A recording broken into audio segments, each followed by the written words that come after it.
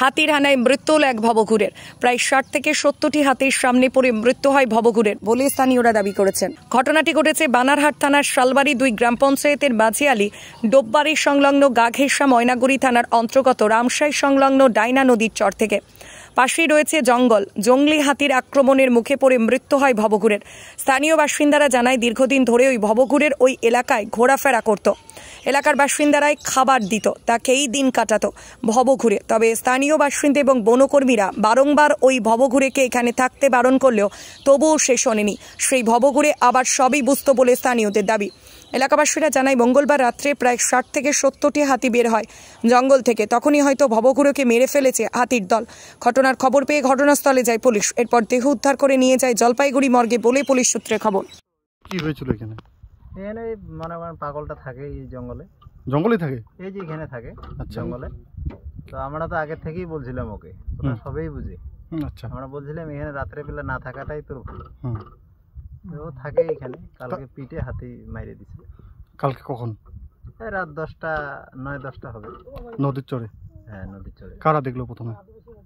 প্রথমে তো দেখার মধ্যে বোধহয় এইখানে একটা আদিবাসী দাদা সকালবেলা দেখছে। তা কালকে হাতিগুলো যখন চিল্লায় না। আচ্ছা, রাত্রেবেলা? হ্যাঁ, রাত্রে 9টা 9:30টার দিকে যখন চিল্লাচিল্লি করছে না, তখনই মারছে। এটা সবাই জানে যে হাতি যখন মানুষকে মারে তখন চিল্লায়। কতগুলো হাতি বের হয়েছিল কি মনে হচ্ছে? এই 70-80টা ধরেন। গতকাল রাতে? হ্যাঁ। তখনই মারছিল? হ্যাঁ। তার বাড়ি কোথায় যাকে মারছে? এখন আমরা কি করে বলবো? কেউ চেনে না? না। এই এলাকার না? এই এলাকার না। তারপর কারা নিয়ে গেল উদ্ধার করে? উদ্ধার করে এখনো নিয়ে যায়নি তো।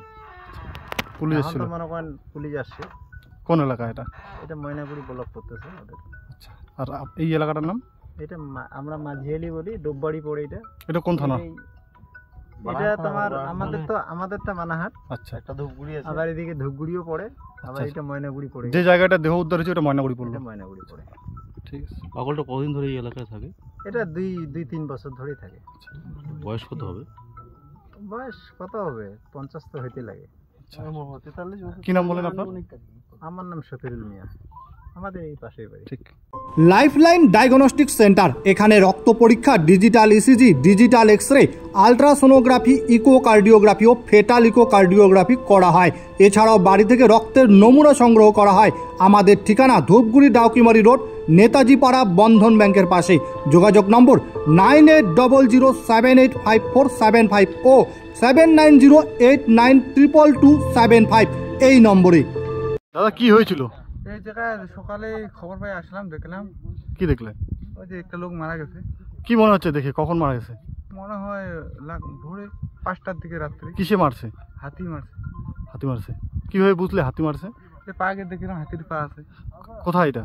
এটা ময়নাগুড়ি। কোথায় পাওয়া গেল দেহটা? ময়নাগুড়ি পূর্বটপরি ময়নাগুড়ি। কোন নদীর চর এটা? এটা হচ্ছে ডাইনা নদীর চর। কারা আসছিল? পুলিশ আসছিল? পুলিশ আসছে। পুলিশ কি নিয়ে যাচ্ছে এখন? এখন নিয়ে যাচ্ছে। বলছিলাম পাশে কি ফরেস্ট রয়েছে? হ্যাঁ, ফরেস্ট, সামনেই ফরেস্ট আছে। তো যে মারা গেছে তার বাড়ি কোথায় জানা গেছে? না, জানি। এখানকার না? এখানকার না। কি মনে হচ্ছে দেখে? এখন তো 2 মাস থেকে দেখেছি পাগলের মতনই দেখা যায়। আচ্ছা। কি নাম তোমার? আমার নাম মতুল রায়। এটা কোন এলাকা? এটা ময়নাগুড়ি এলাকা।